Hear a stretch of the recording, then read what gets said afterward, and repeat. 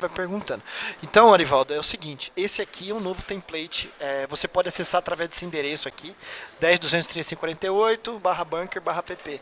Vou colocar no chat aqui Sim, e você já pode dar uma fuçada no HTML dele, no beleza. CSS. Mas vamos lá, vou falar em linhas gerais aqui como é que ele funciona. Bom, é, Ele tá naquele esquema de CDN também, não? não tá no momento no esquema de CDN. Eu não gosto daquele jeito lá, porque Uhum. ele não me dá autocomplete das coisas, entendeu? Eu preciso ficar Sim. importando. Então, depois, acredito que CDN tem que ser colocado na produção. Durante a Tá. produção, ele deve escolher os arquivos estáticos que não estão no seu deploy.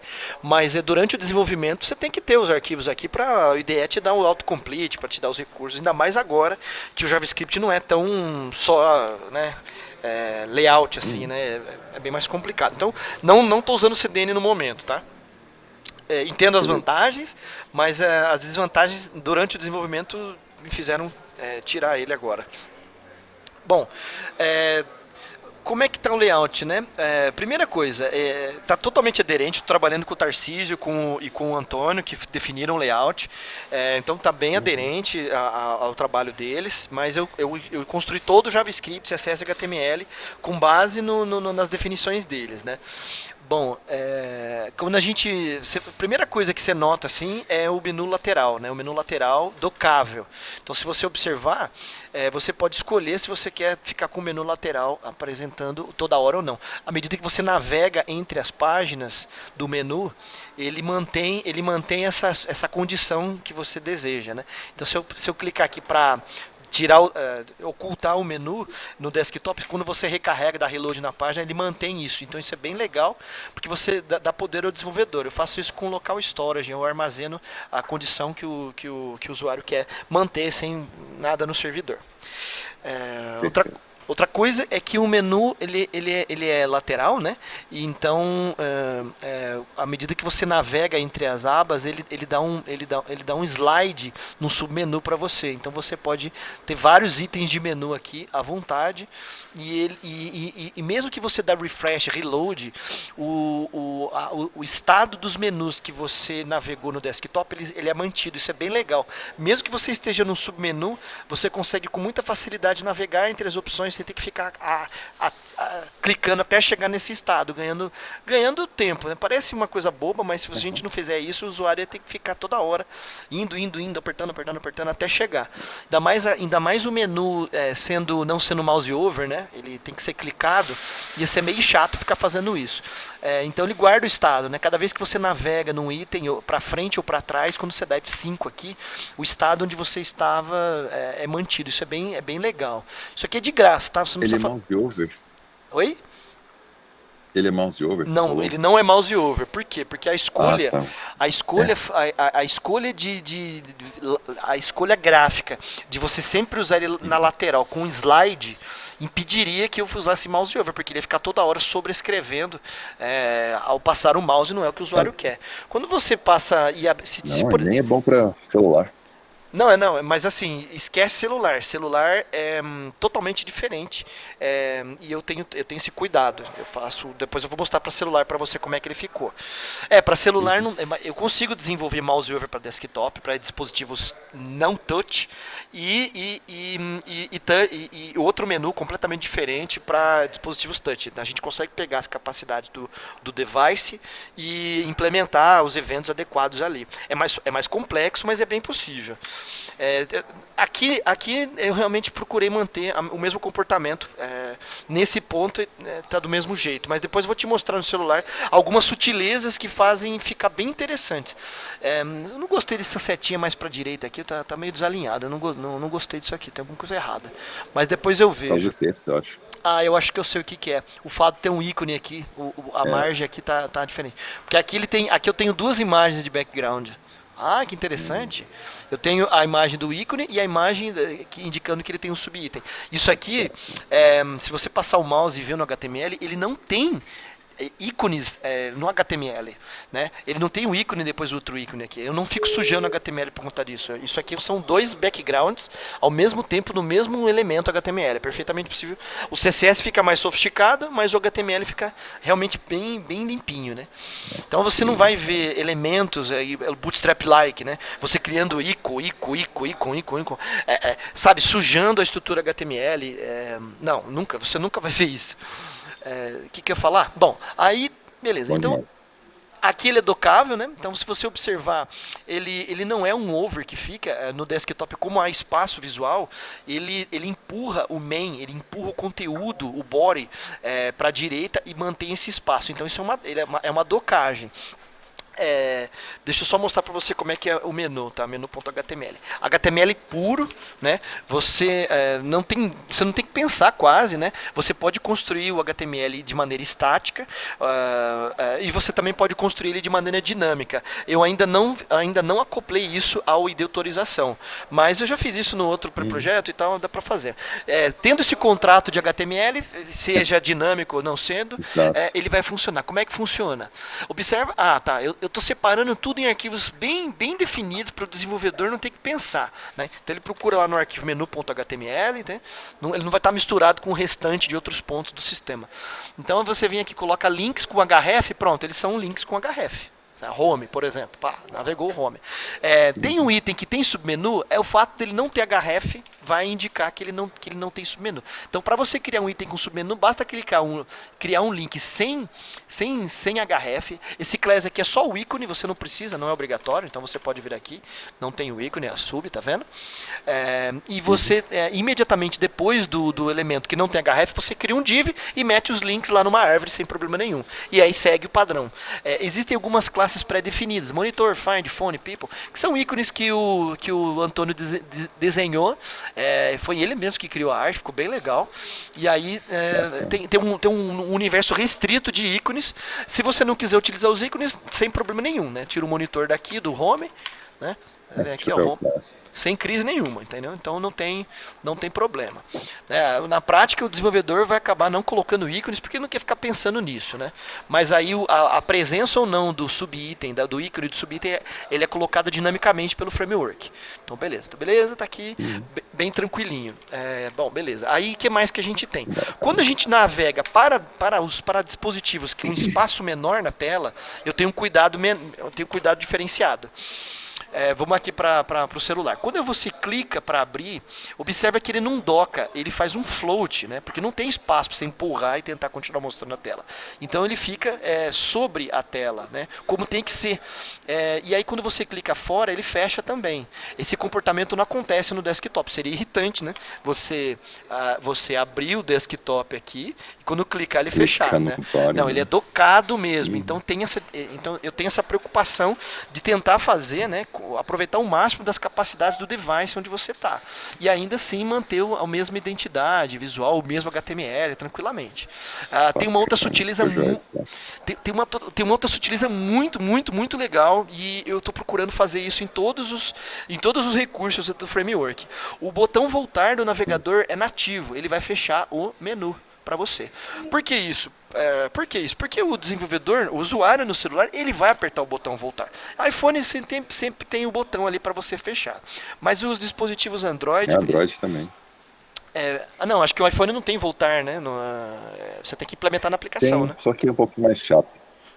Você implementa... Tem as opções, eu não sei exatamente em todos os pontos que você usa o back lá, mas... quando você toca, realmente existe ainda a prática de tá, existe um gesto para voltar. Existe um gesto para voltar, é isso que quer dizer. Não, você também tem o botão. Entendi. Bom, então, no Android, como você tem o voltar, cara, eu vou apertar. Mesmo eu sabendo que não era pra ser, eu vou apertar o voltar. Então tem uma sutileza, porque você, mesmo indo em vários níveis aqui, ó, isso é bem legal, né? Você vem aqui, ó, por exemplo, sub, mais, eu vou clicando no voltar no navegador, que é o equivalente ao voltar no Android, ao voltar, ele vai fechando pra você sem quebrar a navegação. E aí, quando você tiver todo o menu fechado e clicar em voltar, ele realmente navega pra onde ele estava. Isso é bem sutil, bem sutil, mas Mas se isso não existisse, o usuário ia ficar bem irritado com a aplicação, entendeu? No desktop essa preocupação não existe. Eu propositadamente não coloquei isso porque não faz sentido. Eu apertar voltar no menu, o usuário nem vai lembrar disso daí. Então o voltar aqui realmente volta, ele realmente volta aqui. Eu tenho que dar Ctrl F5 para dar um flush nas capacidades. Então se eu vier aqui, por exemplo, clicar em voltar, eu saio da tela mesmo, entendeu? Então eu procuro sempre fazer esse tipo de cuidado. E é bem interessante porque é tudo nativo, Arivaldo. Eu não estou inventando nada. Uma aplicação single page application, uma aplicação single page, né? Ela não vive sem isso. Aqui a gente está no meio termo, né? A gente ainda apresenta entre as telas um template renderizado no servidor, mas muitos comportamentos eles já estão começando a migrar para trabalhar nativo mesmo ali no navegador. Vou evoluir bastante ainda. Beleza, isso aqui é a parte do menu. Ficou bem fácil, bem prático. E uma coisa que me agrada demais é você ter a disponibilidade para o usuário poder escolher se ele quer ocupar o espaço total ou não. Então acho que realmente ficou muito bom. Assim, fiquei bem contente mesmo de ter feito isso. Tá bacana. Bom, beleza. Aí vou para a parte mais interessante ao meu entendimento, a mais útil mesmo, que é a parte de forms, tá? A parte de forms foi totalmente redesenhada, mas ainda assim ela ficou muito prática e muito flexível também. Me incomoda muito as coisas que eu fui criando ao longo do tempo, que tornaram inflexíveis aí, principalmente para o desenvolvedor médio, né? Ele fica preso a não conseguir fazer algo. Então eu vou te mostrar umas coisas aqui agora que isso está me deixando muito contente, sabe? Ó, eu vou criar um formulário do zero aqui e eu quero criar validações simples e validações sofisticadas de maneira bem rápida, né? Primeira coisa, a gente vai utilizar a tag nativa form agora. A tag form passa novamente a ter o efeito que ela tem, que é um agrupamento de campos que são enviados para o servidor. Se você utilizar a tag form sem nenhuma mágica, nenhuma mágica aqui, você vai ter um envio de formulário clássico, sem nenhum problema. Mas se você quiser utilizar o módulo que eu construí para habilitar capacidades, você vai conseguir encaixar sem muito problema. Então, primeira coisa, eu coloquei form aqui, mas como eu não tenho ainda containers, eu vou criar um container aqui na verdade não preciso. Eu só preciso ir no CSS com muita facilidade e dizer assim, ó, a tag form que está aqui a partir do desktop, mídia, a partir do desktop, minwidth, eu quero que ela fique com uma altura, com uma largura fixa aqui. Largura. Só para não, né? Isso aqui, eu não desenvolvi nenhum container para isso, então vou fazer aqui, margem alta. Mas você pode pôr num container, ajeitar ele num canto. Olha, cara, eu não sei, cara, mas eu acho que você vai gostar disso. Form. Esse container que você falou basicamente é só para você alinhar o formulário. Só para alinhar, para não ficar daquele jeito, bootstrap-like, que é enorme, né? Então, assim, é só para você ter um pouquinho mais de alinhamento ali, né? Bom, como é que funciona o formulário? O formulário, o fato de ser um formulário não muda nada a parte visual, tá? Nada que tenha no formulário é obrigatoriamente visual. Vai mudar. Eu procurei não criar muitos elementos que fiquem rígidos, CSS, que você tem que desconstruir ele inteiro, e sim criar classes que têm significado especial. Então, se você vier aqui colocar um input aqui, nada demais. Nada demais. Ele é um input nativo, certo? Sem nenhuma brincadeira. Agora, se você vem e coloca campos, né, que é bem claro, né, que inclusive é a mesma estrutura do anterior, aí ele passa a respeitar o CSS desse cara aqui. E aí, tudo tentando fazer eu procurei fazer de um jeito que não quebre demais com a experiência dos desenvolvedores no V2, tá? Então, ainda existe a rótulo controle mensagem, certo? Rótulo controle mensagem. E ainda existem classes mágicas, só que aqui eu estou aproveitando muito mais as capacidades nativas de formulários dos navegadores modernos. Então, se eu venho aqui e coloco label form, por exemplo, eu vou colocar aqui, por exemplo, placa de carro, tá? Eu quero vir aqui e vou colocar aqui o input type text. Ah, antigamente você tinha que ter uma classe com um determinado significado mágico para conseguir fazer uma validação básica aqui. Agora você não precisa mais, tá? Você simplesmente usa o HTML puro. Você vai perceber que eu vou escrever muito HTML puro, sem nenhuma mágica, e isso vai funcionar. Se você vier aqui colocar required e por acaso vier aqui colocar dentro do formulário um botão, outra mudança, tá? Buttons, não links. Os buttons são focáveis, você pode usar tab, shift, tab, enter, e você vai conseguir registrar as coisas aqui, né? Então você vai conseguir... Opa, peraí, campos... Ah, tá, faltou só uma coisa. Dentro do plural tem o singular, que é o campo, né? Cada campo. Você vai gostar muito do que você vai ver, cara, porque isso foi um requisito seu. Foi um requisito seu de alinhamento. Aqui, ó, tá aqui, ó, o padrão, né, rótulo, caixa e a mensagem. Se você quiser colocar a mensagem aqui, sei lá, formato AAA 0000, sei lá, certo? Então, assim, você vem aqui e coloca a mensagem aqui pro cara, o cara digita a placa, aperta OK. Beleza, aqui, como é um formulário clássico, ele vai ter o comportamento clássico. Tem um botão dentro do form, ele vai submeter via get os names que estão lá. Mas olha só, aqui o fato de eu ter colocado... Observe que não tem JavaScript nenhum e nem mágica nenhuma, eu asseguro, isso aqui é HTML puro. A única coisa que tem aqui é o CSS. Se eu venho e aperto um botão, e o botão está dentro de um form, e o form tem required, por exemplo, ele já acusa nativamente, né? Coloca até essa mensagem feinha aqui, mas é nativo do Chrome, ou seja, ele não deixa aí. Então nada aqui foi implementado para JavaScript, isso aqui é puro. Aí, vamos supor que esse comportamento muda de browser para browser? Esse comportamento muda de browser para browser. O que muda no Firefox, por exemplo, aqui, ou se você vier no Firefox, ele vai colocar a mensagem que ele acha no português, que ele acha adequado. Então, se você vier aqui apertar OK, ele fala, por favor, preencha este campo. Observe que não há uma... Não apresenta de outra forma, né? Não há uma congruência nisso. E aí, qual que foi a minha ideia? A minha ideia foi construir uma fina camada de utilização das validações nativas, sem inventar moda, mas nessa fina camada adequar o nosso layout do jeito que a gente espera. Então, eu não inventei uma nova forma de construir, que nem tem lá, tem o Next, tem o Angular, jeitos diferentes de você entender HTML e JavaScript. Não, eu procurei manter no chão e coloquei uma camadinha bem fina. Para isso acontecer, o que você precisa fazer neste momento, nessa versão do framework? Você simplesmente tem que importar, olha que coisa linda. Aqui eu já estou usando JavaScript Modules, tá? Eu não fico sujando mais o escopo com globais, com super globais. Você já programou em Node, você sabe que lá cada arquivo é um módulo e você decide o que você quer expor ou não. O que torna a sua aplicação muito, muito reutilizável, modularizável. O V2 não era assim. O V2 era um apunhado de variáveis globais com alguma mágica. Agora, nada disso mais existe. Zero. Quando você está dentro de uma página, observa que o meu script é do type module. Você pode não colocar o type module e ele vai se comportar como um JavaScript padrão. Mas o fato de você colocar esse type module aqui vai fazer o seguinte: nada que está aqui vaza, nada do que está aqui escapa e vice-versa. Os módulos que são utilizados também não escapam, não estão vazando de graça por aí. Então nada de ter modal aqui de graça, ok? Aí você fala, mas aí eu vou...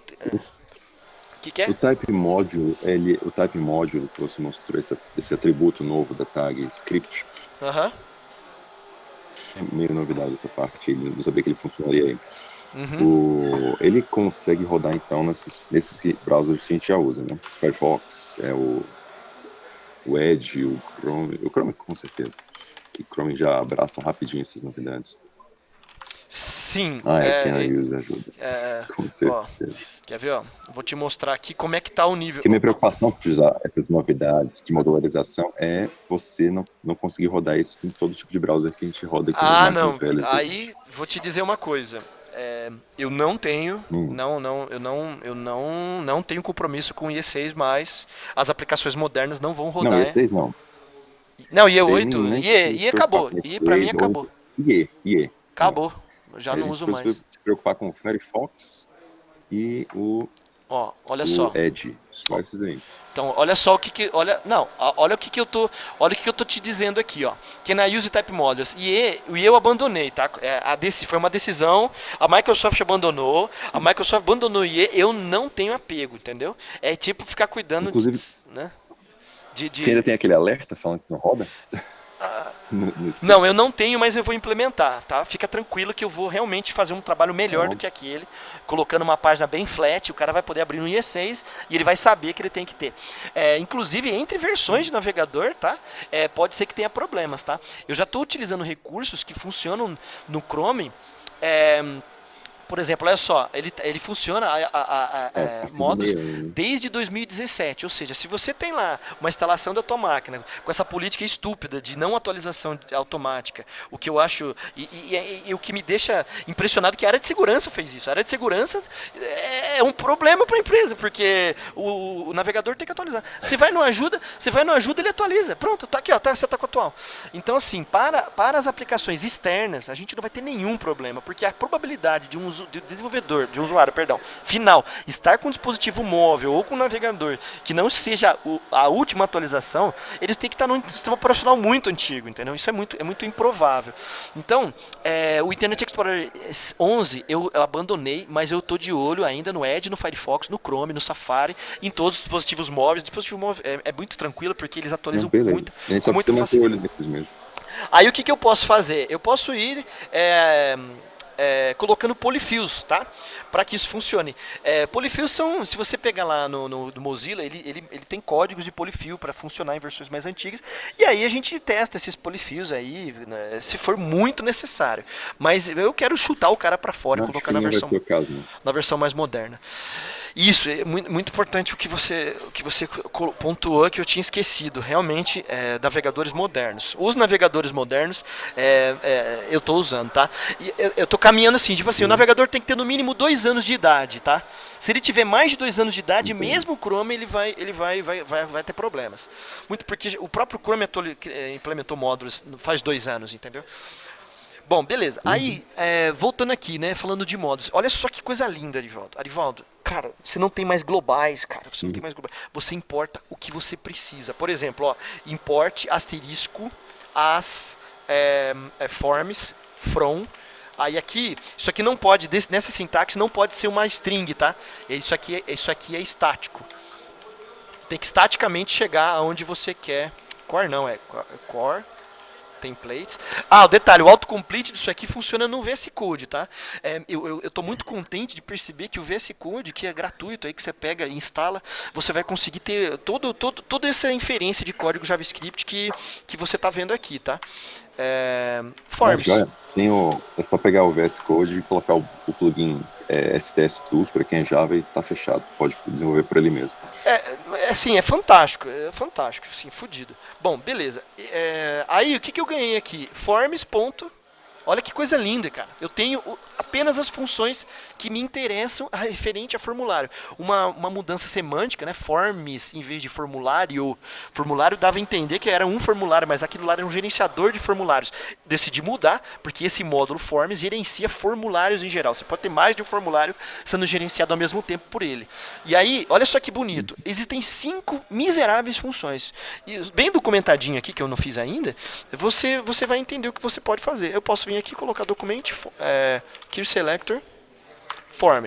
Uma diferença mínima aqui em relação ao V2, né? Eu não estou criando eventos automaticamente, eu estou colocando com registros explícitos. Nada impede que depois eu crie uma outra camada que faça isso de maneira automática, um engine que vai lá e registra. Aí quando eu clico, quando eu chamo essa função registra e passo um formulário, necessariamente tem que ser um formulário, eu passo a ganhar capacidades que não existiam antes. Tá? Vamos dar uma olhadinha aqui. Que aqui eu não coloquei nenhum pattern, não coloquei nada. Só coloquei que ele é required. Vamos colocar um pattern aqui, ó. Pattern que é HTML, tá? De A a Z, 3 vezes, um hífen opcional e de 0 a 9, 4 vezes. 4 números. Beleza. Aqui, só para começo e o fim, né? Começo e fim. Aqui se o cara digitou espaço se ferrou. né? Podia não ser tão rigoroso assim, né? Ainda mais o celular que às vezes ele coloca sozinho. Ó, quando eu clico aqui, OK, quando eu saio do campo, ó, faça corresponder o formato pedido. Isso aqui é standard, tá? Só que ele apareceu na nossa camada, entendeu? Se você vier aqui e tirar, tá? Eu vim aqui e tirei esse registro da nossa camada de apresentação aqui, vamos dizer. Se você vier aqui e digitar errado, automaticamente, eu não sei porque que ele não está fazendo isso aqui. Acho que, ó. Só tá um pouquinho lento, tá? O navegador tá pesado. Bom, faça corresponder ao formato pedido. Você percebeu que isso aqui é nativo, só que eu fui lá e fiz ele ser a camada registrada, entendeu? Então a maior parte do que eu vou te mostrar é nativo, só que o display, a visualização disso passa a ser adaptada à nossa realidade, beleza? Então quando eu saio do campo aqui, ó, tanto quando você... Aí, aqui o que eu fiz, né? Tanto quando você apertar Enter ou Tab... nesses dois momentos ele faz a revalidação.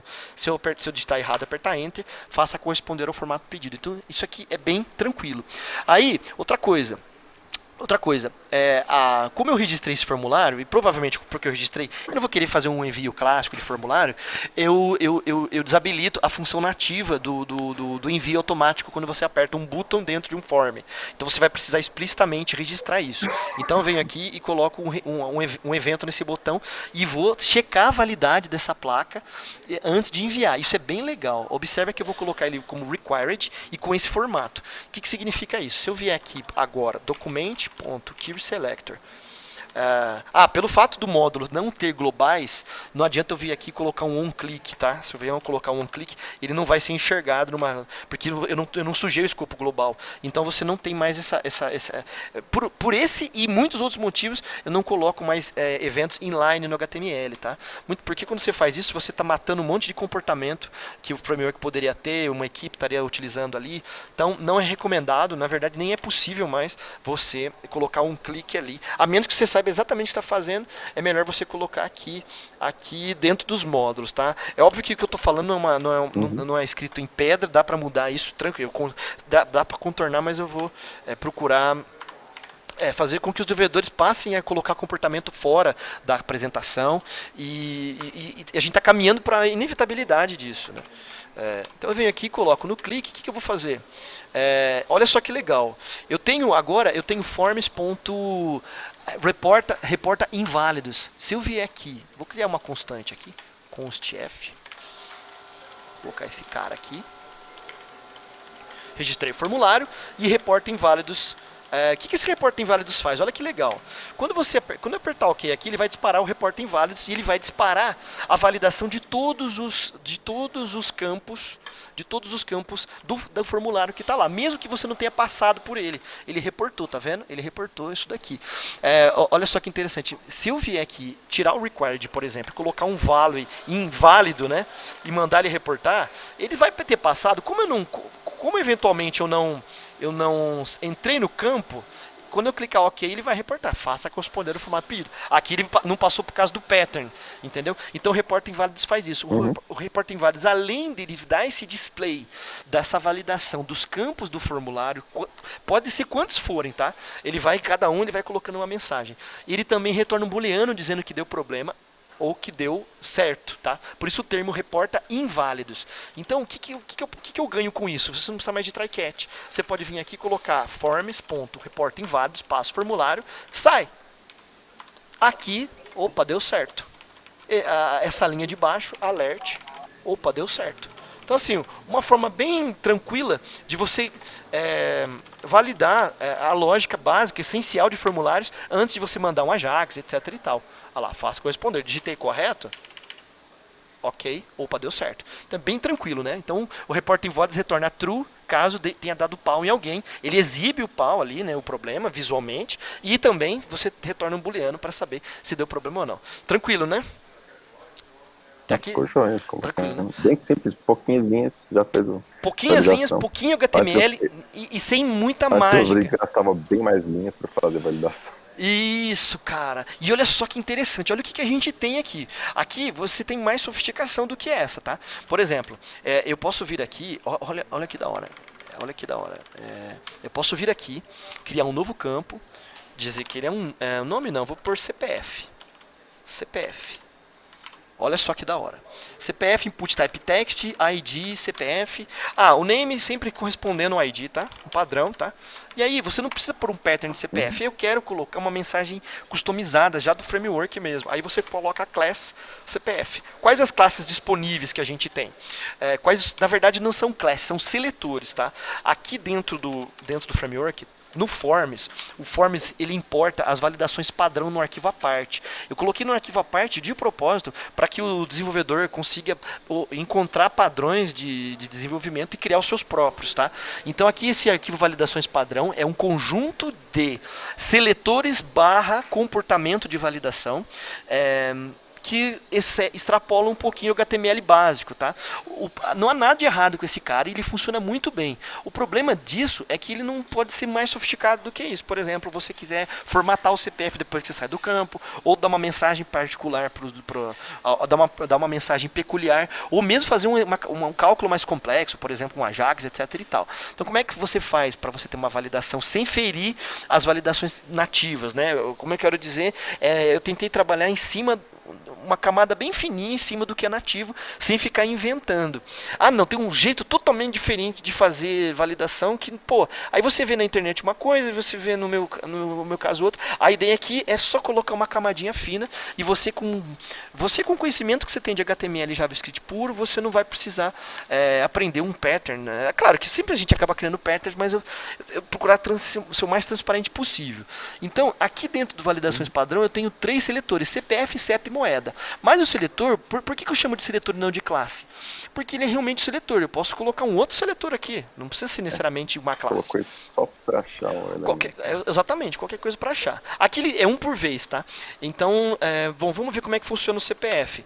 Como é que funciona esse validações padrão? Ele é um array de objetos com 2 atributos, 2 properties. Uma é o seletor e outro é a função de validação. Essa função de validação, ela recebe o elemento e opcionalmente o evento que chamou isso daí.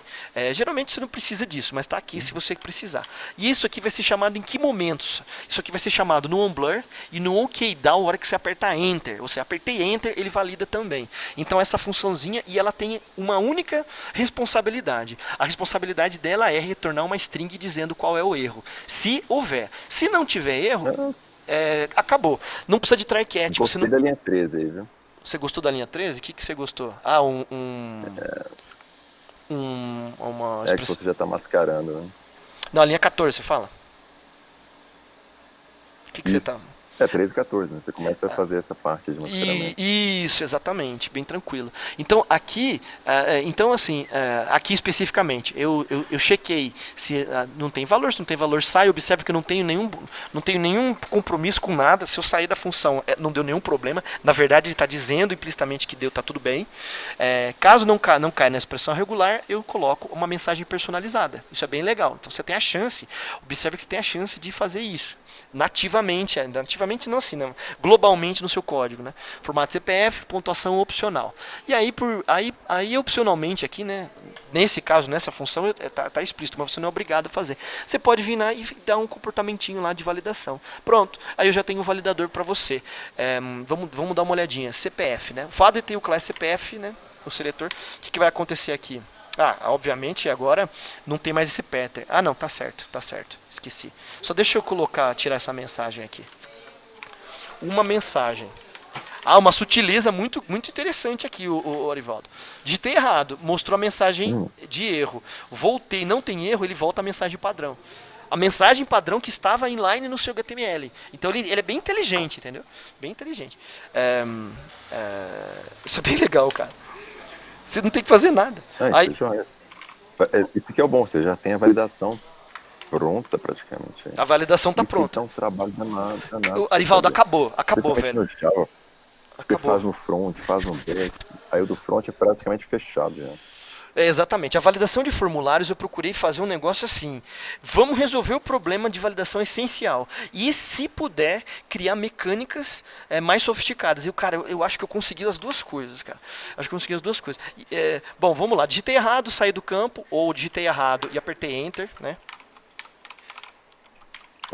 Ele valida, né? É que aqui o enter tem o duplo sentido de... Ah, tá. Né? Tem o duplo sentido de submeter. Deixa eu pensar aqui. Era para esse cara não validar, não, cara. No validate, prevent default submit. Não sei por que ele tá... ele tá chamando esse cara aqui, mas não era para... Bom, por que esse cara tá sendo chamado aqui? Tem alguma coisa errada aqui, cara. Não sei se é Uber Conference ou se tem alguma cascata de eventos sendo chamada. Mas bom, tá bem não responsivo. Não sei, eu acho que... Bom pra saber já os bugs. Ah, sim, Bugs falam. mas olha aqui, ó, não tem nada aqui, cara. Aqui, ó, tá peladinho aqui os bugs, entendeu? Eu sou realmente bem metódico quanto a isso. Você não vai abrir um código e vai ver lixo. Aí, bom, beleza. Aí, CPF, beleza. Eu falei do CPF, falei de uma validação mais sofisticada, que é a parte de CPF. Vamos ver mais algumas que tem. Eu tive o cuidado de criar apenas os tipos que já existiam. Observa que só coloquei 3, CPF, CEP, moeda. Falou, mas o que aconteceu com o calendário? O que aconteceu com hora, com e-mail? Nada disso é mais necessário no HTML5. Você não precisa mais para tipos de campo nativos. Eu joguei tudo fora e estou utilizando o que o sistema operacional me oferece. Isso é muito legal, porque, por exemplo, você fala lá o input type calendar, input type date, o que ele vai fazer? Ele vai colocar no Android o date nativo do Android do usuário. Eu fiz um calendário sofisticado, complexo lá, e não tive o menor apego. Vamos usar o nativo funciona bem, tira código. Então, esse bunker, né, essa versão nova não é V3, a gente já chamou de bunker, é um codinome, essa versão nova do template, ele não tem código a mais, tem código a menos, entendeu? Geralmente a gente vai colocando features, Não, mas como a linguagem nativa, né? Pode falar. Ele ficou poderoso, não precisa. Isso é bom porque aí o bundle que você coloca no front fica pequenininho. Exatamente. Carrega pouco, é fácil, cacheia pouco. Exatamente, consegue rodar no 3V lá no meio do Amazonas. Exatamente. Exatamente. Eu tenho, cara, tem menos código. Aqui, ó, ele colocou um input date time. Isso aqui é nativo, tá? Mas eu não gostei do formato. Cara, ele funciona bem, é internacionalizado. Se você vai apresentar o calendário no idioma que você quiser. E cara, não tem porquê, velho. Não tem porquê você inventar, né? Tá aqui o calendário. Se você chegar num estado inconsistente, por exemplo, não preenchendo alguma coisa, ele vai acusar. Acabou, tá validado, cara. Tá validado. E você percebe que eu fiz a validação nativa, estar em concordância 100% do caso com o nosso template. Você não vai... Você entendeu, quero dizer? O fato de eu ter registrado esse cara aqui, uma linha de código, ter falado, ó, registra esse cara aqui, ó. Pronto, a validação nativa passou a afetar o comportamento visual do nosso template. Totalmente docado isso, docado, né? Vamos ver. Acoplado, né? Então, beleza, tá aqui o calendário e por aí vai, tá? Todos os input types que fazem sentido e funcionam bem em todos os devices, de todos os navegadores modernos, eu implementei. Input type, vamos fazer um pupurri aqui. Input type hour, input type time, perdão. Tá aqui. Ó, você não tem que... como é que eu coloco o calendário? Input type time. Tá aqui, ó. Digitou errado, digitou alguma coisa que não está coerente, ele vai acusar, introduz uma hora válida. Aí não tem, você tem que pensar. Não tem que pensar mais, não tem que pensar em JavaScript. Está aqui nativo. O que mais que a gente tem? A gente tem input type e-mail. Ó, e-mail, acabou. Você não tem que pensar em validar e-mail. Digitou e-mail, inclua tarará. Digitou e-mail errado. Observe que essa mensagem está aparecendo, ela é nativa, só que ela está aparecendo no lugar correto. Né? Olha lá, digitei certo, não sem problema. E-mail, aí você vai para number, aí vai entrar uma coisa bem legal, cara. Aí eu me debrucei um bom tempo sobre isso aqui. O que é o input type number? O number é números, né? Não é número de ponto flutuante, nem números inteiros. Input type number, ele já é nativo, você não pode mais digitar. Estou digitando aqui letras, ele só está digitando o E de exponencial, que pode ser de notação científica. Fora isso, mais nada. Então, se digitar 12, sai 12. Se digitar seta para cima, seta para baixo, ele vai e sobe e diminui no step de 1 em 1, porque por padrão input type number é de inteiros, tá? Inteiros, inteiros, exatamente isso. Se você quiser naturais ou reais no determinado range, você só precisa vir aqui e dizer o seguinte, ó, min 0. Olha que lindo, ó, HTML. Isso aqui não existe nada por baixo daqui, tá? Isso aqui é HTML. Eu tenho orgulho de falar que não tem que ficar metendo código. Tá vendo? Vai até aqui. Digitou 12, ó. Ó, o valor deve ser inferior ou igual a 10. Olha que bonito isso. Aqui é nativo, cara. Não tem conversa. Se você quiser fazer uma validação. Se imagina, cara, quanto JavaScript não tem, né, por aí tentando validar coisa que. E auxilia também o celular, né? Quando você precisa de colocar o número num campo, ele vai subir só o que você causa no Isso, cara. Ajuda. E aí você tem um look and feel melhor no device. Você tem que ficar Então inventando. tem que lembrar disso também. Exatamente. E a tendência, sabe o que é? É que isso tende a ser melhor implementado pelos próprios fabricantes de navegador. Se você utilizar isso, você está ganhando automaticamente capacidades cada vez mais avançadas sem você mexer no seu código, entendeu? Só de usar o nativo. Claro que você ganha quando você está em cima de um framework e tal, mas o meu framework é o site da Mozilla. O site da Mozilla me dá todas as APIs nativas e eu me sinto muito feliz ali de não ficar inventando. A Emacs, beleza. Aí você também tem a possibilidade de colocar um step, que é de quantos que você quer aquele caminho. Por exemplo, aqui eu quero que vá de 1 em 1 centavo, em vez de 1 inteiro. Pronto, agora já tem condições de colocar números reais. Validados, tá? Agora pode ser de 0 a 10 reais, entendeu? Então posso colocar 9 e 23. 9 e 23. Mas eu posso, se eu subir, ele vai de centavo em centavo. Se eu quiser colocar 9 e tarará. Aqui ele acusa, me incomoda um pouco isso. Não, perdão, não. 3, mesmo sendo casas decimais, ele não arredonda, porque é o comportamento standard. E não se muda isso, tá? Você não muda o conteúdo de um input type number. Então você chega num certo limite, chega num certo platô aqui, certo? De condições. Para a maioria dos casos, o number com min, o max, o step, vai te dar o que você precisa para trabalhar com números inteiros e reais. Caso você se sinta desconfortável com isso, tudo bem. Você pode vir aqui e colocar um class moeda, por exemplo. Aqui, o que eu fiz? Toda vez que você tem um tipo que tem uma validação padrão definida, por exemplo, moeda, ele ignora qualquer outro tipo de validação. Ele ignora um eventual pattern, tá? Ele ignora todo o resto. Aqui, especificamente, eu faço, inclusive, esse cara virar text, porque o input type number tem limitações que você não pode mexer. Você não pode pôr o que você quiser lá dentro. Se você quiser colocar uma máscara lá dentro, você não pode. Então, você tem limitações. Agora, quando você coloca input type text, você pode. Aí, o que eu fiz? O desenvolvedor não precisa nem lembrar disso. Ele coloca number aqui mesmo. Esse cara vai transformar isso aqui em moeda e ele vai se comportar do jeito que a gente já está acostumado. Visualmente, né? Você digita a moeda, ele arredonda, coloca 1, ele coloca 00. Só que ele não tem aqueles poderes que o number tem, de subir, descer, de range. Não fiz nada disso, não implementei. Ou seja, é uma camada fininha mesmo. Uma curiosidade aqui, tá? Aqui eu estou colocando pontos e vírgulas na notação de moeda brasileira. Deixa eu te mostrar como é que é essa implementação moderna hoje, cara. Se você não acredita o que é possível fazer hoje. Olha só, aqui no final eu coloco o número float, to locale string, coloco o idioma e coloco quantas. Acabou, cara. Você viu que ele já pôs os pontos pra mim, porque no Brasil é assim o separador de milhar. Assim, é nativo, tá aqui. Não tem que usar. Então, assim, como eu te disse, eu estou enxugando, estou jogando um monte de coisa fora e lendo um pouquinho mais, né? Lendo um pouquinho mais do que a gente tem de implementação. Já que eu estou muito feliz de ter tido a oportunidade de voltar a construir o template, porque muita coisa mudou e eu também mudei, né? Muita coisa mudou e eu estou tendo a oportunidade de não enfiar mais código, na verdade, tirar código e colocar só a camada essencial mesmo, entendeu?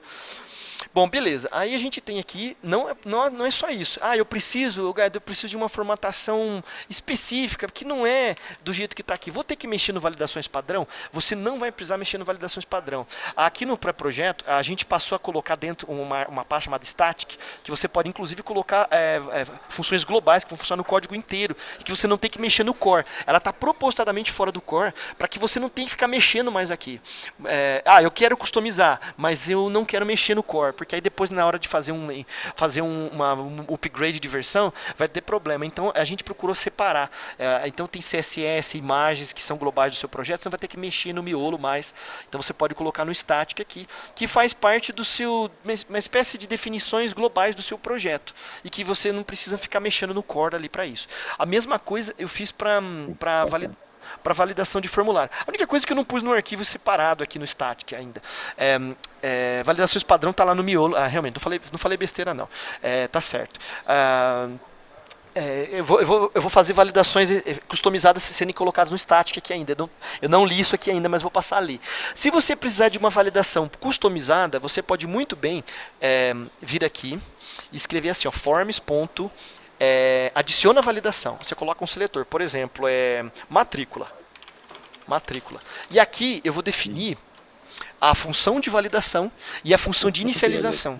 Né? A função de validação é aquela lá, elemento, fecha, ele vai chamar esse cara. Eu venho aqui e falo assim, ó, eu simplesmente falo assim, ó, vai sempre dar pau. E dane-se. Seguindo aquele contrato, né? Retornando a string do erro ou não retornando nada. Né? Aqui você recebe, eu falei evento, não, é o elemento. Opcionalmente tem o segundo parâmetro, o evento. Então aqui está aqui o elemento. Se eu vier aqui, adiciono a validação matrícula e passo esse cara, tem mais um... Tem um terceiro parâmetro opcional aqui, que é o que você quer que ele faça na caixa, na inicialização. Na hora que ele descobre, na hora que o framework percebe que aquela caixa existe e não foi registrada ainda, ele chama um single, outro, né, one time only e executa uma vez só. Por exemplo, eu quero mudar o estilo daquele cara, quero colocar um valor padrão, então você tem a oportunidade de fazer isso nesse segundo parâmetro. Aqui nas validações padrão, isso aqui acontece no caso da moeda, tá? No caso da moeda eu tenho o ini opcional que faz com que o type da caixa vire text sempre, independente se você pôs number ou não lá. Então isso é bem legal. Então assim, né, colocando poderes para vocês. É óbvio que tem que documentar isso bem, né?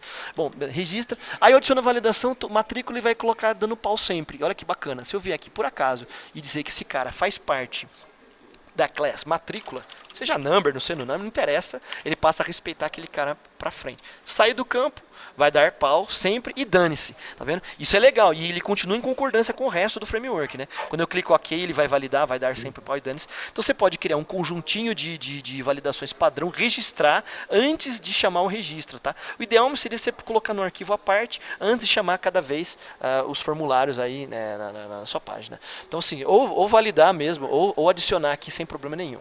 Então beleza, tá aqui, tá beleza. Se você tirar os argumentos, esse argumento null aí vai continuar funcionando normalmente. Né? Vai continuar funcionando normalmente.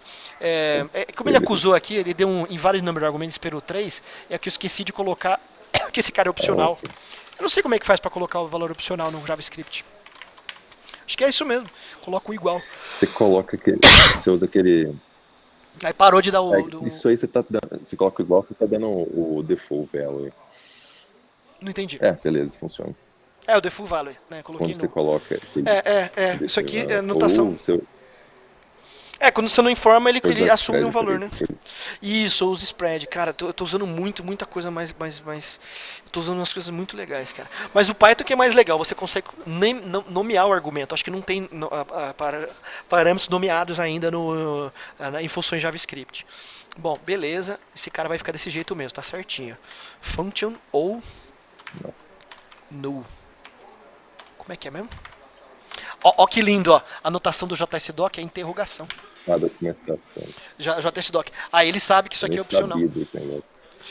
Cara, isso é maravilhoso. Porque ele vai te dar a inferência, a própria ideia vai conseguir te ajudar a te dar os autocompletes adequados, entendeu? O VS Code, tudo certinho. Bom, beleza. Falei pra caramba de validação. Você pode sofisticar um pouquinho mais ainda. Observe que eu tô indo do básico pro mais sofisticado. O que mais dá pra você fazer? Você pode, por acaso, setar uma validade momentaneamente. Esse cara aqui não tá valendo. Vamos supor que você queira, no onBlur de uma caixa de texto específica, falar assim, olha, se não tiver a data for passada, eu não quero assumir, eu não quero fazer esse cara ir para frente, né? Vamos supor que você queira fazer isso. Isso daí não é uma validação padrão que vai funcionar com formatos essenciais. É uma validação específica do seu case e você pode ir lá e registrar alguma coisa. Você pode fazer com que essa caixa aconteça. Deixa eu te mostrar aqui, ó. Forms.setValidade. Eu posso pegar uma caixa qualquer. Aqui o elemento, tá? Não é o div, é o elemento mesmo.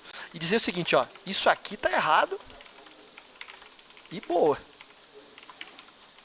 CPF. Eu vou pegar aqui a data, tá? Vou pegar a data, já explico um pouquinho da data.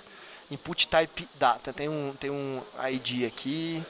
ID data. Deixa eu colocar esse cara sendo... Não, apesar de ser data, é outra coisa aqui já, né? Ctrl F5. Aqui... Pera um pouco, algum erro... assim... É porque você tem que fechar o argumento, ali antes. Tá. Data, isso mesmo, é isso mesmo, perfeito, é isso mesmo. Exatamente isso. Aqui eu estou dizendo que esse campo está numa condição incorreta. Isso aqui está errado e boa. vendo? Observa que eu explicitamente, nesse momento, decidi dizer que aquela caixa não está correta. E quando eu tentar submeter esse cara, ele não vai submeter porque há uma condição, há um estado que impede isso. E é um estado arbitrário que eu decidi programaticamente dizendo isso aqui, não com patterns ou com funções. Aqui eu estou imperando, né? Eu estou imperativamente dizendo. Obviamente isso aqui vai estar em combinação com um blur de alguma coisa e tal, que você pode dizer, olha, se a data não fazer um Ajax, por exemplo, você pode mandar um Ajax para o servidor para fazer uma validação, de repente a validação volta dizendo que aquele campo está incorreto, ou não, você entende o que eu quero dizer? E aí o set de validade. Quando você dá um set de validade, não passa nenhum parâmetro, passa string vazia, ou um falseable, né, false, null, ou não passa nada, significa que ele está correto, que o campo voltou a ter um estado correto. Mais uma coisa, você também pode saber o estado que uma caixa está, se está válido ou não. Você passa a caixa, você passa forms.valid e retorna um booleano, né? Get element by ID, data, e eu consigo saber naquele momento se está válido. Porque às vezes você quer saber, se está inválido, eu não vou nem mandar esse Ajax aqui, entendeu? Você tem a oportunidade de, true, tá vendo? Se por acaso eu coloco isso numa condição que ele não está válido, por exemplo, ele era required e não está preenchido, tá falso, que é fudido. Eu só não pinto aqui para não ficar os vermelhos do que não tá preenchido. Isso aqui é uma decisão minha mesmo, de não pintar os obrigatórios imediatamente. Mas nesse momento esse cara já não é válido. Se eu apertar OK, ele vai acusar. Tá compilante com o que tá no Mantic mesmo, porque se você só pinta depois de validação. Depois de validar. A obrigatoriedade. É bem incômodo, eu acho bem incômodo. Agora, deixa eu te perguntar uma coisa rápida, porque eu tenho que ser para um evento externo já. Ah, que merda. Como é que você tá fazendo a submissão? Puta, cara, que da hora. Você não vai acreditar, cara. Você não vai acreditar, velho. Você não vai acreditar, Arivaldo. Forms.post. Eu vou passar a página e o formulário. E ele vai. Não implementei, mas é essa a interface que eu vou implementar. E aqui, acabou. Você não tem que pensar em mais nada. Os readings, os radio buttons, os input check, os select, as test area, os dates. Se você for implementar, ainda precisa colocar uma coisa para você especializar o header, tá? Para você especializar, para você parametrizar o header. Para mandar, então, mas isso é um capítulo para outra história. Aqui eu estou falando de formulários. Formulários não existem muitas formas de se inventar. É get e post. Caso você precise de uma request mais sofisticada, eu não preciso inventar mais nada para você, senhor Arivaldo. Fetch URL. Você vem aqui, ó, header. Você coloca aqui o que você quer. Content type, entendeu? Entendeu? E aí você vai fazendo a request à vontade, método, entendeu? Então, cara, perguntar outra vez. Então faz mais sentido usar o fetch direto ou já usa o forms post? Ou o forms get, coisa? Eu não vai, aquela função Ajax minha lá, ela não existe aqui mais. Eu vou usar fetch API. Tá. Que eu vou fazer? Eu tô perguntando isso porque o fetch API tem uns comportamentos bem estranhos, o pessoal vai ter que se acostumar com ele. Mas o fetch API é muito bacana mesmo, que funciona bem. Só que tem que tomar cuidado no tratamento de erro desse negócio, que é meio Cara, chato. é a coisa mais... Arivaldo, é a coisa mais linda que tem. Then, response, eu conheço, eu uso, né? sim. Aí você põe cat. Ó, o cat, você não precisa colocar cat em tudo. O cat, qualquer um da pilha, da cascata de promise, o cat é só o último. Cara, isso é maravilhoso, cara. Eu tô apaixonado por isso aqui. Não, só que tá.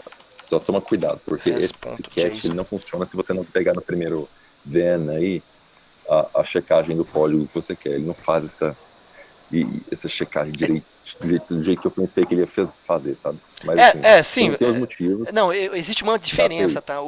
A Fetch API, ela não retorna erro quando você bate numa URL que deu 404, por exemplo.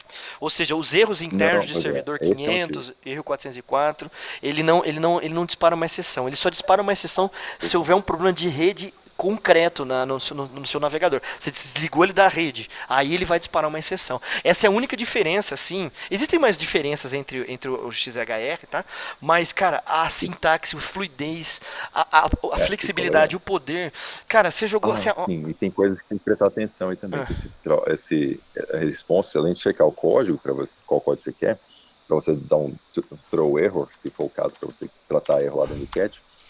você tem que saber que, por exemplo, esse text aí, ele é async, né? Então tem que dar E aí tem ponto cat de novo, né? Porque você pode estar consumindo um binário, né? Por isso que ele é síncrono. Né? Você pode estar baixando uma imagem, né? Esse que é o ponto. Com o Fetch API você vai conseguir mandar o que você quer e receber o que você quer com muito pouco poder, muito pouco trabalho. Aquela minha função Ajax, ela era um wrapper para mandar formulário, né? O que eu vou fazer? Eu vou submeter, eu vou jogar para dentro de forms. Aqui, o senhor Arivaldo, vai ser assim, ó, forms.post, post na minúscula, a mania do Go, né? Form.post, passo a request. Eu tava até pensando em pôr o action aqui, só para ficar bem HTML-like mesmo, sabe? Mas eu vou por aqui, forms. Deixa eu te perguntar. Tem uma coisa que a gente colocou, que eu coloquei no Java, que é basicamente eu pego esse formulário e transformo ele num objeto JavaScript, né?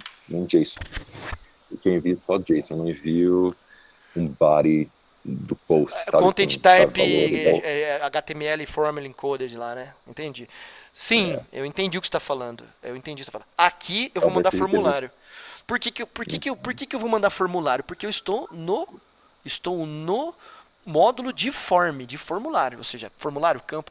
Caso você queira fazer alguma coisa diferente disso, a gente pode criar um outro método, por exemplo, post.json, sabe? Alguma coisa assim, e ele coloca o content type para você, a gente consegue fazer isso. Mas você também consegue, com muito poucas linhas, tá, Arivaldo? Construir um formulário inteiro com JSON, tá? Você consegue fazer isso. Sempre, eu quero utilizar o módulo forms ainda, e eu quero mandar JSON. A gente senta e vê como é que a gente vai combinar isso com o Fetch API, mas vai ficar bem simples, tá? Primeiro eu vou fazer o post, depois fazer o get e não vou... Oi, o que foi? Como era antigamente, não é isso? Isso, cara, bem próximo do... E o detalhe, tá? Se você estiver mandando arquivos binários, vai tudo, vai chegar do outro lado. Isso é bom ter sim, justamente por causa disso. O pessoal fica pensando, cara, como é que eu faço o upload de binário? Esse cara resolve.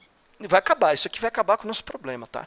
Vai acabar. E vou te dizer uma coisa, é a coisa mais linda do mundo. Quando você vê essa implementação post aqui, você vai ver tipo 20 linhas de código, você não vai ver 200. É porque eu vou usar a Fetch API. A Fetch API tem...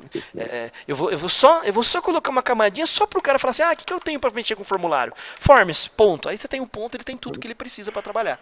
Né? Só mais uma última coisa aqui. Formulários, beleza. Só eu sei que você tem que ir embora, mas aí temos mais coisas, tá? Existem outras coisas que você pode importar. Eu posso importar aqui, o Arivaldo. Eu já tenho aqui modais, tá? Certo? Então se eu venho aqui forms, ponto... abre e fecha, você já tem modais em sequência, modais... eu vou mostrar só, que você está com pressa, eu vou mostrar como é que funciona os modais aqui, ó. Aqui já tem uma tela... O que é? Isso eu já queria perguntar faz tempo, mas mostra aí. Então, aqui, ó, modal, quando você clica, você pode alinhar modais, você está me ouvindo? Tá me ouvindo? Tô ouvindo. Agora, perguntar outra coisa sobre essa modal. Ainda dá para usar ela como eu usava na versão anterior, lá no V2, como, por exemplo, um autocomplete? Autocomplete não tem a ver com modal, assim... Não, mas é só uma gambiarra aqui, perfeito. Oi? Só pra saber mesmo. Não, assim... uma gambiarra aqui. Não, mas dá sim, dá pra você criar um modal com autocomplete e tal, disparar um evento. Eu lembro como é que eu usava ela como modal. Desculpa, como autocomplete, né? Não, a gente não vai usar autocomplete, não. Não, perfeito. Com o modal, a gente vai usar um suggest, entendeu? Não, entendi. É melhor até, inclusive, digamos assim, mais compatível com a ideia do mobile first. Né? E o que eu vou fazer, Orivaldo? Eu vou criar um módulo para gerenciar drop-down. Drop-down é uma região que você quer que se abra com alguma coisa dentro que você nem sabe o que é. Mas eu quero que ela seja aderente ao espaço disponível, abrir para cima se ele estiver embaixo, abrir para baixo se estiver para cima, à direita se estiver à esquerda. Eu já tenho isso. Você entendeu? E aí a gente vai poder, nessa camada de drop-down, construir uma outra coisa para suggest, criar um módulo de suggest. Aí o modal não seria para isso, né? Porque o modal, assim, ele entendeu o que eu quero dizer? Mas dá para fazer sim, tá? Eu já tenho um módulo, não tá não tá no Bunker aqui nessa versão, mas eu já construí com um módulo, então consigo trazer bem fácil o drop-down para cá. E Sugest vai ser um capítulo à parte que a gente vai ter que implementar com bastante calma, porque Sugest é muito complexo. Às vezes eu quero dar um autocomplete de algo que eu já conheço. Por exemplo, tem uma lista de 1000 registros que eu trouxe via JSON, eu não quero ir bater no servidor. Ou eu quero bater no servidor com um determinado comportamento Ajax, né, assíncrono, né? Vamos dizer assim. Sabia que a pessoa não fala mais Ajax, né? É assíncrono, né? Tem gente que nem sabe o que é Ajax. Ajax é um termo que a gente tem lá de 2005, né? Mas é assíncrono, né? Uma requisição assíncrona. Mas assim, a gente chega lá. Com relação ao modal, olha só que legal. No caso do celular, uma implementação já interna do framework. Quando você abre o modal e clica no voltar, ele fecha o modal. Igualzinho o menu. Então, se eu tiver modais alinhados e for clicando em fechar, o que é bem comum, olha só. O que isso vai permitir? Vai permitir com que você crie telas bem sofisticadas e que elas ainda funcionem muito bem no celular. Porque o cara vai apertar voltar para fechar o modal, meu amigo. Ele vai clicar em voltar. E aí você vai e ele vai fechar de acordo com isso, entendeu? E isso, mais uma vez, né, funciona só para celular. O dia que você quiser ver como é que eu faço isso, como é que eu consigo ter esse comportamento single page application numa tela, vamos dizer assim, né? Como é que eu consigo ter estados na URL sendo mudados com muita facilidade, nativo, tá? Não tem nada de inventado aqui. Eu te falo. Se você vai olhar o código também, você abre o código, você vai ver lá. Aqui não tem esse... Mas sim, eu vou querer saber. Bom, aí temos modais, agora eu vou partir para Toast, né, para alertas, e eu vou mudar o comportamento dos alertas. Vou caminhar para um Tab Navigation também, eu vou criar um esquema de abas, que tem que funcionar bem em celular, funcionar bem em desktop. Aí eu vou para a parte de grids também vai tomar um bom tempo, parece que o Tarcísio tem um certo de requisitos lá. Se você tiver também, você fala, tá? Você está falando aí, né?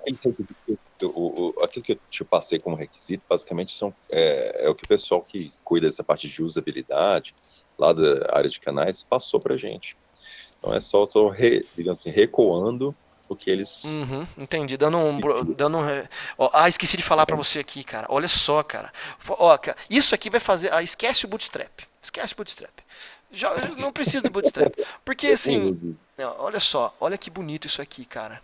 Olha só, o Tarcísio veio com esse requisito para mim, falou, cara, os caras querem poder colocar campos lado a lado e não só embaixo. Lembra que você falou? Aqui isso é nativo, tá? Você vem aqui e coloca assim, ó, uma coluna. Ele vai ter uma coluna. Eu coloquei para você, cara, e alinhadinho. Aí, se você colocar os campos indo de 12 em 12, você consegue resolver. Esse aqui tem uma coluna, esse aqui tem 2 colunas, e esse aqui tem 10, ou seja, 2 mais 10 dá 12, então a primeira linha vai ter 2 campos. Esse campo com esse campo. Olha que da hora, cara. Isso no desktop, no celular você não tem esse poder. Você não tem esse poder. Mas eu quero para tablet. Aquilo lá só complicava a vida da gente. Eu procurei simplificar o que o Bootstrap faz, usando o mesmo conceito, né, que eles pediram. Cara, isso aqui é ridículo. Mas eu que... Mas você cria então 12 colunas igual no Bootstrap. Mas eu criei as colunas só para formulário, eu não criei para o layout inteiro. Uma coisa extremamente simples de caber na mente e que os caras vão conseguir criar áreas bem. Olha só, esse aqui, ó, metade a metade, ó, o sexo e o endereço. Vamos fazer aqui agora o sexo ter, sei lá, 3 colunas e o endereço ter 8, né? Aí o endereço vai ocupar. É que o TextArea não está expandindo, ó. O TextArea não está expandindo, esqueci de colocar ele para expandir. Mas é só meter 100% aqui no bunker, no forms.css, TextArea. Aí esqueci de pôr aqui, ó, input select TextArea. Eu pus input select TextArea with 100%. Eu não entendi porque que ele não foi display block. Eu não entendi porque ele não foi 100% aqui. Eu devo ter feito alguma outra coisa. Mas o radio buttons funcionando muito organizado, horizontais, verticalmente, checkbox, tá vendo? Você não precisa clicar. Aqui tá muito. Eu tenho todos os tipos de botão com formato de link. Eu fiz um trabalho de tentar exaurir mesmo um rol de possibilidades de edição de formulários básicos, né? Para que o cara não tenha que pensar, e não tem que puxar aquela porcaria de 400, 800, 4 mega de plugins e jQuery lá, então não precisa nada disso, entendeu? E é isso, cara, é isso. Tem mais coisa para te falar, mas você tem... Oi? O que foi? Tá deprecado. jQuery tá deprecado praticamente. Deprecado não, ele foi absorvido, digamos assim. Mas o Bootstrap não, né? E o pessoal fica usando. Deixa eu te mostrar uma coisa bem legal. Você não precisa ficar importando tudo que você precisa com vários imports. Apesar de não cair o dedo. Você pode importar o Bunker. Olha só que da hora isso aqui. Ó. Você importa o Bunker, que é o framework. E aí eu abro, fecho chaves. Eu quero saber o que eu quero aqui. O que eu quero aqui, ó? Alerta, modal. E isso é foda demais, porque o autocomplete do jQuery vai dar, entendeu? Você tá entendendo o que a gente tá chegando a fazer? Modal. Aí você vem aqui, modal, ponto, Isso, um passo abre e fecha. O que foi? para você mexer no... Para você conhece Node, né? Sim. Para você mexer no Node vai ser um passo, porque basicamente está muito parecido já. Sim. Esse import dali. É o require, né? É o require. Eu tô ligado, eu tava prestando um concurso para uma outra vaga de outro emprego, dando concurso. E eu tive que estudar Node aí, e foi bem legal. Não passei, mas foi bem legal, porque eu acabei aprendendo pra caramba Node e tal. Eu começo a ver que o Ekman...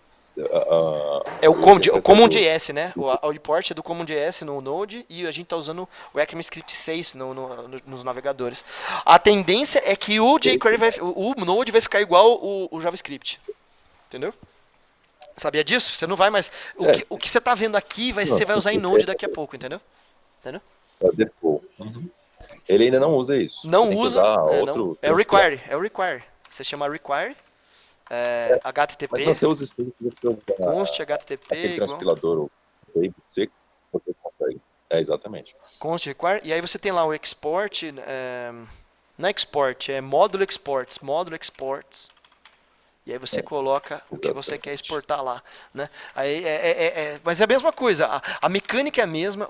Para quem programa em Node, ver que isso indo para o front-end de vez, nativo, de forma nativa, né? Bom, você deve ter percebido que o céu é o limite aqui, né? Porque a gente consegue modularizar de forma nativa e daqui a pouco não vai demorar muito para a gente construir componentes realmente utilizáveis, sabe? De forma nativa, sem precisar ficar puxando. Já é possível, mas eu não estou fazendo isso. Aqui eu estou cobrindo o básico de layout e de componentes visuais, mas daqui a pouco a gente vai ter provavelmente componente para matrícula, componente para funcionário e totalmente reutilizável em diferentes telas aí, como é no React, como é no Angular. Não quero criar essa complexidade toda de cara, né? Eu só quero dar esse poder básico ali para que você consiga trabalhar com formulários, modais, né? O que você tem no Material Design, por exemplo, que você bate lá de elementos ali, eu quero colocar o básico, né? E é isso, cara. Eu tô bem contente, cara, de fazer isso. Tá bem da hora, cara. Bem da hora. Não, tá ficando. Eu gostei muito dessa parte de modularização. Nem sabia que isso não é lindo, cara. Isso é lindo demais, cara. Se você, recomendo fortemente, eu lembro que eu te mandei um e-mail uma vez, e entender módulos aqui, que nem no Node, é um pulo, e Fetch API também é um negócio bom, e Promise. É o que eu queria mostrar outro dia pra você, mas eu acabei mostrando já direto com o framework. Mas, cara, o céu é o limite. E eu não tentar, eu também não tentar ficar criando o jeito de fazer, não. É nativo, cara. Você vai usar HTML nativo aqui, você vai usar form, tentar não quebrar com o layout que a gente estava acostumado, entendeu? Dar mais flexibilidade, acertar, ajustar os pontos que o usuário estava reclamando. Eu não tenho... que nem você reclamou isso aqui, eu não tenho mais lateral. Você não tem lateral. Agora você tem tanto lateral quanto vertical. É só você não definir coluna que ele vai colocar embaixo do outro. Se você definir uma coluna, ele passa a respeitar essa coluna. Acabou. Olha o trabalho que a gente teve. Lembra que eu tinha que inventar uma classe para antes? Lembra que eu tinha inventado uma classe para você? Agora é só vir aqui com se você não puser esse cara, é 100%, ele vai ser vertical, né? Os campos vão ser verticais, não tem problema. Então assim, você tem com muito pouco CSS, uma similaridade com V2, mais uma similaridade com mais claro do que o... Oi? Ficou mais claro que o Bootstrap. Então, ficou mais claro do que o Bootstrap. Puta, cara, eu também, eu tô mandando pro Maia, é muita presunção, mas eu tô começando a achar que tá melhor, cara, que tá melhor. Porque o Bootstrap, se você pegar o Bootstrap... Pode falar. Eu tenho usado o Bootstrap para mostrar um exemplo. Por exemplo, eu fiz um exemplo com Bootstrap, assim, para mostrar React pro pessoal aqui. Mas é bem mais chatinho você montar... o HTML dele, né? No celular, do que você me mostrou. Bem mais chatinho. É, né? Campo, rótulo, controle. Eu só venho aqui e ponho Code 2. Porque eu não decidi inventar no CSS muita coisa. Muita coisa. Ó, isso aqui eu fui contra, tá? Isso aqui eu queria colocar via CSS. O Tarcísio falou, olha, vai quebrar muito o que o pessoal tá acostumado a usar e tal. E, cara, eu cedi, né? Porque a gente tá no time, eu cedi, mas acabei gostando. Acabei gostando. Assim, o que não tem no Bootstrap, os modais, quando você clica em voltar, ele não fecha, entendeu? Ele não fecha quando você clica em voltar. Então tem algumas coisinhas que eu tô começando a olhar. Se eu tivesse que comparar com alguém, eu comparei com o Material. O Material Design é muito bom, cara. É muito decente. O Bootstrap, não. O Material Design é muito bom. Entendeu? Eles estão sempre visitando os conceitos lá. Inclusive, a única coisa que eu cobro sempre dos layouts é você estar compatível com aquelas dicas, aqueles conceitos de mobile first do Google. Eles mandam nisso, muito bom. Sim, cara, muito bom. Eu tô bem contente, cara. Eu não sei, eu acho que tá chegando no ponto. Aqui o modal foi reescrito, tá muito mais simplificado mesmo. Para você criar um modal, deixa eu pegar aqui, ó, modal. Tá muito bom essa parte de layout. Realmente, essa parte, quando você fala quebrar, eu acho que só quebrar a maneira do pessoal pensar com os layouts antigos, porque realmente, se for importar esse layout, vai ser uma coisa totalmente diferente no sentido de você pensar no script e tudo mais, o que é positivo, porque está parecido demais com o que se prega no mundo JavaScript de fato. Então, é isso que estou gostando muito. Então, ficou muito bom o trabalho. E aí, Obrigado, deixa eu te perguntar só uma última coisa. Não, mas ficou jóia mesmo, cara, né? Elogio simples, né? Porque ficou bom mesmo. Eu gostei muito, muito, muito. Que bom, cara. Já tá aí no teu navegador. Daqui a pouco tá no Git, tá no GitLab. Mas se você perguntar uma coisa. Eu queria te perguntar, é justamente isso. Daqui a pouco você fala quando? Essa semana ou a outra? Então, cara, o que eu preciso fazer? Eu preciso colocar grid, porque o pessoal vai reclamar bastante, né? O que você enxerga que é mais necessário? Você pode me falar. O que você acha que é mais necessário? Formulário acho que é o mais problemático, né? O que o pessoal vai pedir? O formulário sempre é problema, mas você já tem Terminei, feito aí já legal. acabou. Já está acabado. Você tem as modais, você disse que vai fazer as tabelas você precisa lembrar dos conceitos que foram pedidos no V2, já tá a joia só até aí. Eu nem sei se você vai continuar com aquele conceito igualzinho era no V2 de Cards. aquela paginação. Cards, eu não sei se o pessoal quer tanto assim, mas eu nunca senti falta de cards. Pode colocar, não tem problema. Agora, a paginação, não sei se o pessoal ainda vai continuar pedindo. Eu inventei com o V2 uma paginação scroll infinito. Tá? Não sei se você vai fazer uma coisa desse tipo. Me ajuda. Eu sou mais. Eu posso fazer as duas coisas, só que é complexo, né? Para fazer ser simples pro cara, vou precisar fazer um trabalho complicado, entendeu? Mas assim, eu vou imaginar uma forma bem bacana, bem limpa. Você percebe que eu tô procurando sempre. Se você quiser ter o que eu fiz no V2 de scroll infinito, você me fala que eu passo para você. Tá bom. Foi simples, mas realmente não ficou aquela coisa muito rebuscada, não, sabe? Eu só uso alguns eventos de tela e pronto.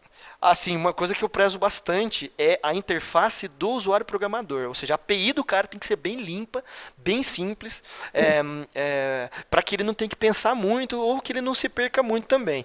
Ao mesmo tempo que sem inventar nada muito novo, para o cara também ficar perdido, que nem você cai no Angular, você não tem que ler a documentação inteira para você fazer um CRUD. Entendeu? Eu vou ter que ir agora, mas assim, semana que vem eu entro em contato contigo para ver se já dá tempo de eu começar alguma coisa. Sim, cara, o pessoal tá cobrando bastante. Eu fiz esse vídeo justamente para dar um pouquinho de alento aí pro pessoal saber que a gente tá indo num caminho decente, tá? Tá um caminho decente. Bacana. Beleza? Valeu, Gary. Falou, Orivaldo. Não, eu entendo, filho. Vai lá. Estourou. Eu que agradeço a sua atenção. Falou. Falou, um abraço. Até mais. Tchau, tchau. Até mais.